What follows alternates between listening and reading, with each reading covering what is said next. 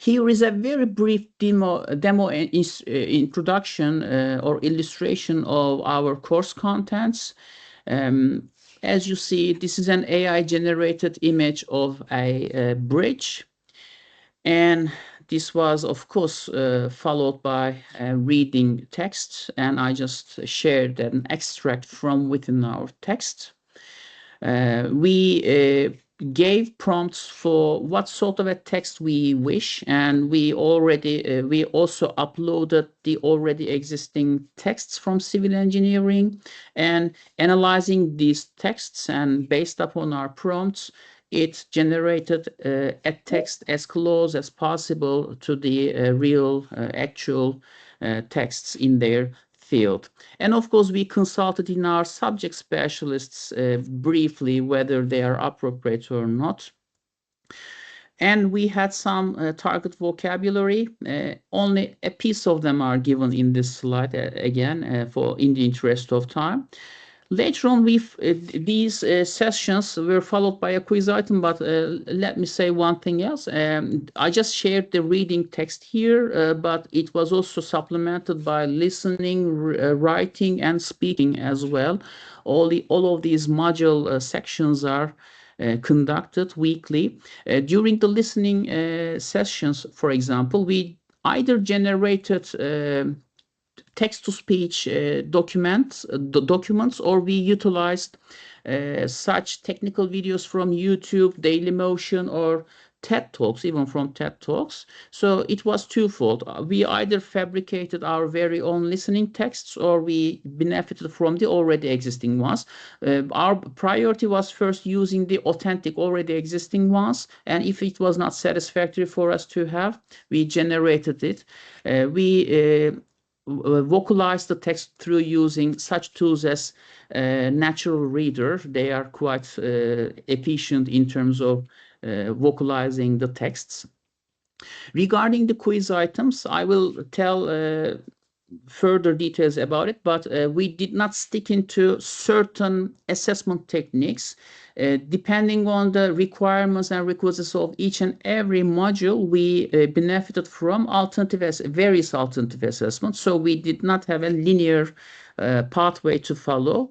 At the end of the day, our purpose with the quizzes was not to check the students' academic success. Now I will mention what our purpose was using it.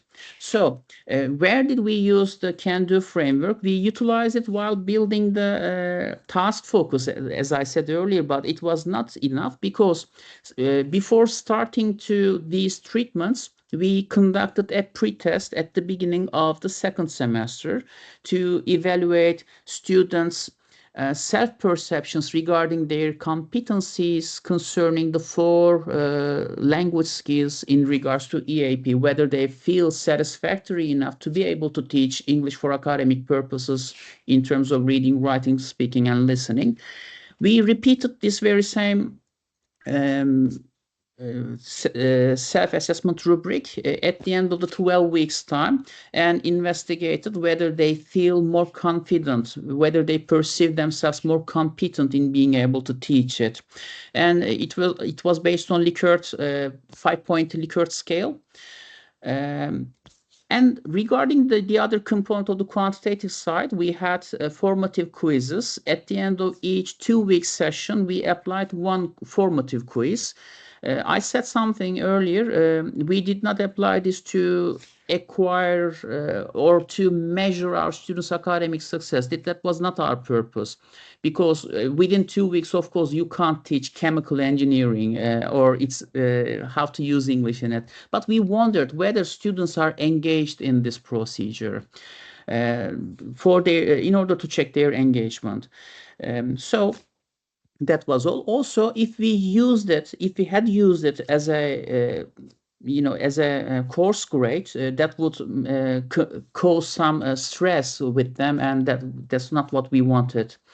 And on the qualitative side, we had semi-structured interviews in focus groups, and we also had some open reflection prompts in the post-test that they were able to write freely, because sometimes while writing, you think twice, and for this reason, we also wanted to implement it to obtain more insightful outcomes.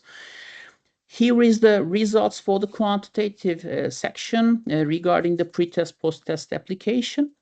I can see that in the pre-tests, their self-assessment ratings were in the midst of the diagram. Maybe we can say how competent do you think you are in regards to teaching writing, for example, as the question, and they say maybe somewhat confident. They probably don't want to say, didn't want to say that they are not confident, they are not competent to teach it, but they are in the midst, a bit positive. But at the end of the 12-week sessions, they felt more confident and in their competencies. Here in this diagram, what's alerting my attention is especially the reading one. In the pre-test and post-test both, reading scores are relatively slightly lower than the other skills. I think this is because we, at least in context, reading is overwhelmingly used, not specifically in EAP context, but in all other contexts, but especially in EMI context and EAP context, reading is overwhelmingly used. And this is also nationally what we are criticizing. We are not prioritizing speaking and listening as well as writing. But at the end of the day, we can see a positive tendency towards students' self-perceptions towards their EAP competencies. And the quiz-based analysis, like I said earlier, again, our intention was not to measure specifically how knowledgeable our students were at the end of the 2-week sessions, and it's very utopic to have such an idea. But our intention was to reach out to a conclusion whether students have a raised engagement week after week. And based on this statistical deed, I think I can say week after week, students' engagement in the course raised. Maybe this is not a very conclusive framework to draw this outcome, but at least, the summer times are coming and the students are getting feeling more burnout at the end of the semester, but their scores are getting high. By the way, we of course compared the psychometric analysis of the quizzes and their consistency. I should also state this. And based on the results of the qualitative findings, we had 5 thematic domains, and we asked these questions to our students.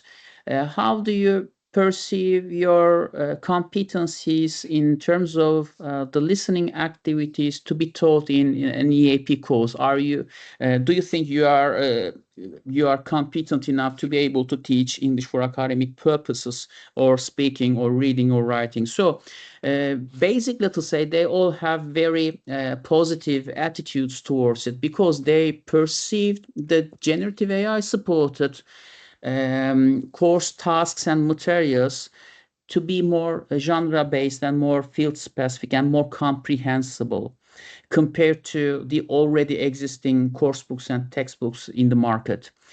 So field-specific audios and also videos, and these were all very helpful and fruitful in listening, speaking, reading, and writing. Also, they say, especially in terms of the listening part, they say they deployed and transferred the listening strategies that they acquired based on the Can-Do framework into other courses and their comprehensions. Same is true for speaking as well. They have raised awareness towards EAP in terms of the structure, the backbones of EAP and their requirements, and what they are required to do in an EAP class. Regarding reading, Before maybe this TEEP 202 course, they reflected that most of such technical classes they had in regards to content and language integration were more or less translation based, translation and interpretation based. But together with authentic materials generated institutionally and addressing the EMI students' necessities, supported with the illustrations and videos and listenings, they had developed better strategies to acquire the overall meanings. And regarding writing, they feel more familiar with the genre models as templates, and we also let them use various text editor tools during or after their classes to edit their very own texts in order to enhance them, and they also utilize it very much, and they have confidence upon having this opportunity. Overall, they stated that they now know how to teach EAP better than they used to, rather than simply knowing what EAP itself. And here are some excerpts that I wanted to share with you regarding all four skills. Uh, on listening, Elif shared with us that the tasks were more topic specific and clearer. Generative AI helped generate listening texts that matched our needs and also reflected real academic contexts. And regarding speaking, Ahmet stated that when I asked to describe, for example, how a hydraulic systems work, I simply used to avoid it as I had no idea. Of course, considering that these students are pre-service English language teachers, you can't expect them to know more about hydraulic system works. But whenever he was exposed to such questions, technical questions in the formal class, he stated that he used to avoid this topic or just keep silent. But after the TEEP course, now I know that it is not like everyday language use, colloquial language is use, and I need to study it. At that point, generative AI is very helpful for me to organize how to progress as in our course. So at least he knows that he can use generative AI to complement to complement what he already knows or to design what he can do. Regarding reading, Zeynep stated that in tip 202, I read an article on supply chains and saw flowcharts and diagrams. These generative AI visualizations helped me understand what I was reading and even guess the meaning of hard words.